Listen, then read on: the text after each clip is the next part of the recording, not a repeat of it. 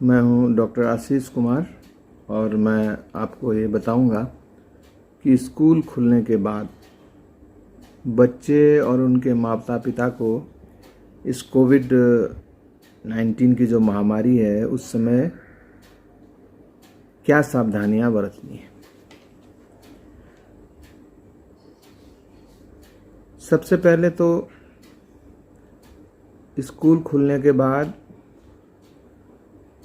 माँ बाप को ये जाकर माता पिता को पता करना है, स्कूल में जाकर देखना है कि स्कूल में बच्चों की सुरक्षा के लिए, बच्चों की सफाई के लिए, जैसे हाथ धोने की सही व्यवस्था हो, खाने पीने की सही जगह हो, बच्चे भीड़ बनाकर एक जगह जमा होने की का जो पुराना तरीका था क्या अभी भी उसी से चल रहे हैं या नहीं।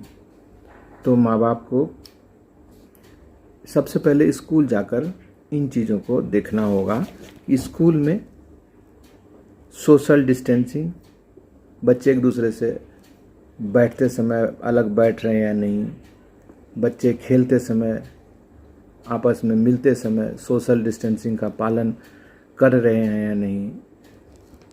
इन चीज़ों पर सबसे पहला काम है माँ बाप का कि स्कूल क्या किस तरह से इस महामारी के समय में अपनी व्यवस्थाएं कर रहा है उसकी जानकारी रखना। दूसरी चीज़ है, स्कूल अब चूँकि बच्चों की पढ़ाइयाँ छूट रही हैं, कई बच्चों की पढ़ाइयाँ छूट रही है तो कई बच्चे पढ़ाई की वजह से तनाव में आ रहे हैं। तो स्कूल ने ऐसे बच्चों को जो पढ़ाई में पीछे रह गए हैं किसी कारण से, उनको तनाव से बचाने के लिए किस तरह की व्यवस्था की है। तो ये हो गई स्कूल की बात। इसके बाद जो माँ बाप का सबसे पहला काम है वो ये है कि इस बीमारी के बारे में, इसके लक्षणों के बारे में सही ढंग से जानना। ये जो कोविड-19 है वायरस, इससे जो बीमारी होती है उसके प्राथमिक लक्षण क्या है। शुरुआती लक्षण इसमें सामान्य फ्लू जैसे होते हैं, जिसमें सर्दी जुकाम, हल्का बुखार, थोड़ा बदन दर्द हो सकता है या नहीं, और ये सब होकर ख़त्म भी हो सकता है। लेकिन इसमें चिंता के बात तब होती है जब सांस फूलने लगे। सांस थोड़ा सा भी फूलना सामान्य बुखार में ये स्थिति के बिगड़ने के लक्षण हैं। और अगर ज़्यादा फूलने लग जाए, ज़्यादा सांस तेज चलने लग जाए, बुखार बहुत तेज हो जाए, तो वो तो बीमारी के ज़्यादा बिगड़ने की बात हो गई। तो प्राथमिक लक्षणों को माता पिता को पहचानने की ज़रूरत है।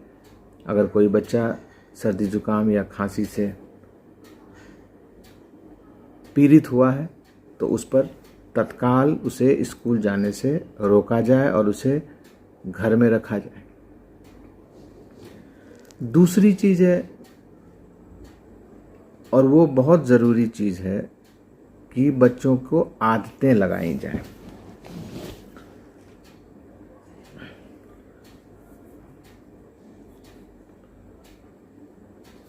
आदत में सबसे, और इस महामारी को रोकने में, इस महामारी से बचने में, हम महामारी को रोक तभी सकते हैं जब इससे बचें।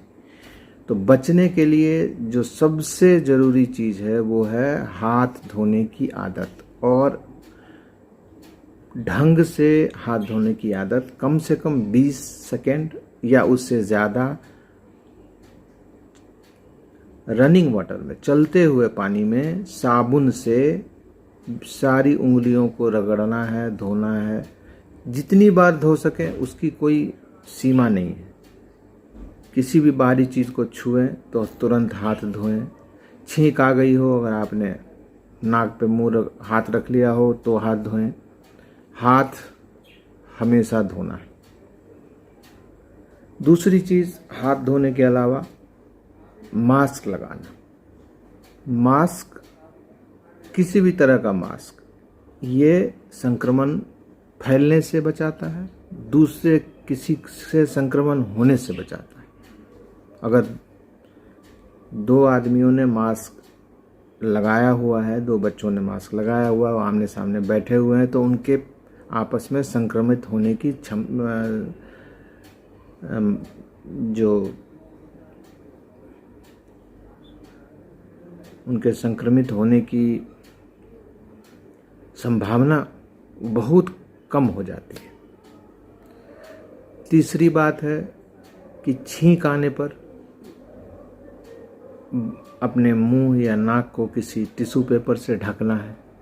और अगर टिश्यू पेपर से नहीं ढक पाए, हमेशा जेब में टिश्यू पेपर ये ज़रूरी नहीं है, तो वैसी स्थिति में हाथ से नहीं ढकना है। छींक आने के समय अपने एल्बो से, कोहनी से इस तरह से ढकना है, ताकि हाथ में छींक के बाद जो अवयव होते हैं वो न लगे, कोहनी में लगे। और छींकने के जितनी जल्दी बाद हो सके कोहनी से ऊपर और पूरा हाथ तुरंत धो लेना है। घर में 2-3 चीज़ों की आवश्यकता है। घर में सबसे बड़ी आवश्यकता है कूड़ा निस्तारण। जो भी कूड़ा होता है उसका सही ढंग से डिस्पोजल, निस्तारण होना, ऐसी जगह पे जहाँ से वो फैले नहीं, जानवर ना उसको फाड़ चीर के इधर उधर फैलाएं, ये आवश्यक है। नियमित रूप से कूड़ा निस्तारण की आवश्यकता है। घर में सफाई की आवश्यकता है और टॉयलेट, बाथरूम को साफ रखने की ज़रूरत है। इसके अलावा बच्चों को, चूँकि वो बाहर जाने लगेंगे, संक्रमण से संपर्क में आ सकते हैं, तो पौष्टिक भोजन देने की आवश्यकता है, संतुलित भोजन देने की आवश्यकता है जहाँ तक संभव हो। बच्चे जब स्कूल जाते हैं तो उनके यहाँ वहाँ से पानी लेके ना पिए, तो उनके साथ में पानी की साफ बोतल देने की आवश्यकता है, जिसे वो सिर्फ वही इस्तेमाल करें, किसी और को न दें पीने के लिए, ये आवश्यक है।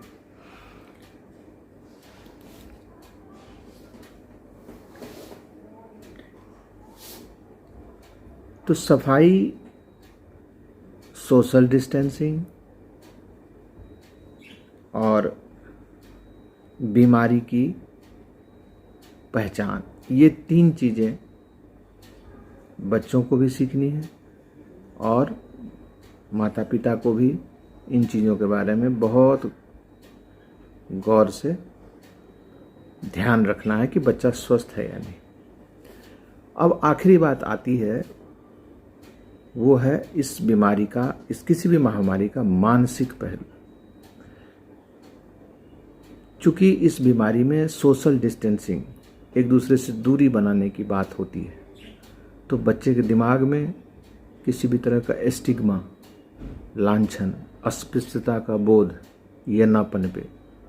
बच्चे को खुलकर सवाल करने दे बीमारी के बारे में। जितनी आपकी जानकारी हो, माता पिता की जानकारी हो, वो उससे बांटें।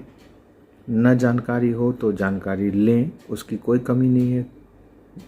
इंटरनेट पे जानकारी है, टेलीविज़न से जानकारी मिलती है, जहाँ से भी, पर इस बीमारी की जानकारी बच्चों को अवश्य दें। अगर उनके किसी प्रश्न को, जहाँ तक संभव हो, उनके सारे प्रश्नों का उत्तर दें। इससे बच्चों में जो एक तनाव, क्योंकि पूरा जीवन परिदृश्य बदल गया है, जैसी स्थितियां कोविड से पहले थी, कोविड के बाद स्थितियों में बहुत परिवर्तन आ गए हैं। हमारे सामाजिक व्यवहार में परिवर्तन आ गए हैं और इन सब चीज़ों को बच्चों को समझाना आवश्यक है, नहीं तो बच्चा तनाव में आ सकता है, बच्चों में कई तरह की भ्रांतियां पैदा हो सकती हैं। तो इन चीज़ों को रोकने की आवश्यकता है।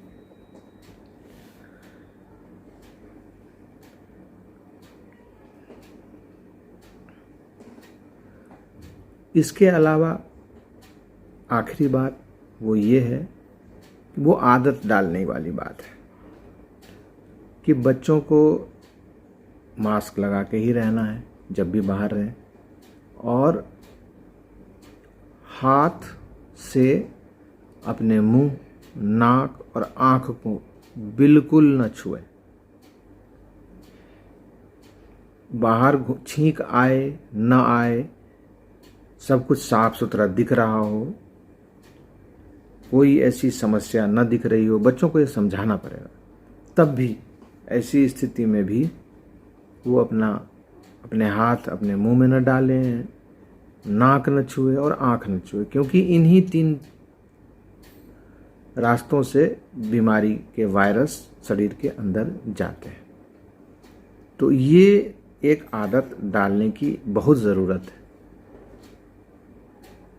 अच्छा तो होगा कि आप बच्चों को अगर संभव है तो एक छोटी सी सैनिटाइज़र की दें, ताकि वो, और एक छोटा सा साबुन भी साथ में दे दें कि जब भी मौका मिले, अगर ऐसी कोई परिस्थिति आती है, उन्होंने ऐसे गलती से कोई किसी से हाथ मिला लिया या मिल गए या गले मिल गए, तो तुरंत अपना हाथ और चेहरा ये धो लें या सैनिटाइज कर लें।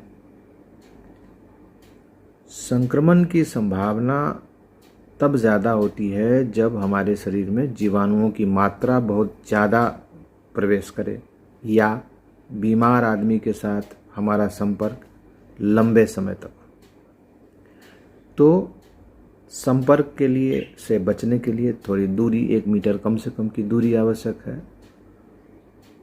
ऐसा नहीं है कि अगला हर आदमी बीमार है, बच्चों के दिमाग में ये नहीं जाना चाहिए, लेकिन कोई भी बीमार हो सकता है और हमें अपने तरफ से बचाव करना है। इस महामारी में बचाव ही एकमात्र रास्ता है, और ये वायरस चूंकि बहुत जल्दी एक से दूसरे में संक्रमित होता है, फैलता है, तो इसको फैलने से रोकने के लिए हमें